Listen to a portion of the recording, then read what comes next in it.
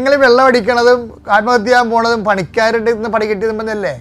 അവൻ ചതിച്ചു, ഇവൻ ചതിച്ചു, അവൻ വിസ തരാമെന്ന് പറഞ്ഞിട്ട് അവൻ തന്നില്ല, 8 ലക്ഷം പോയി.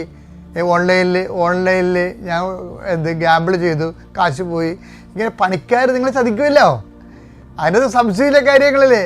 അപ്പം പണിക്കാരെപ്പോഴും പണി തരുമെന്നുള്ള ഉറപ്പാണ്.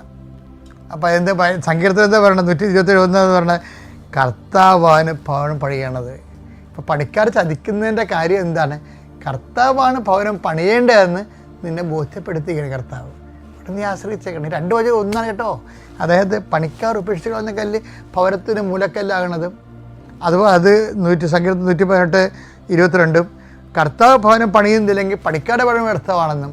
അപ്പം ഈ പണി വ്യർത്ഥമാകുന്ന പണിക്കാർ പണിഞ്ഞാലും നമ്മൾ സഹായിച്ചാലും അത് വ്യർത്ഥമാണ്. എന്താ കാര്യം? കർത്താവ് ഭവനം പണിയണം. പണിക്കാർ ഉപേക്ഷിച്ച് കളഞ്ഞാലും കുഴപ്പമില്ല. കാര്യം എന്താണ്?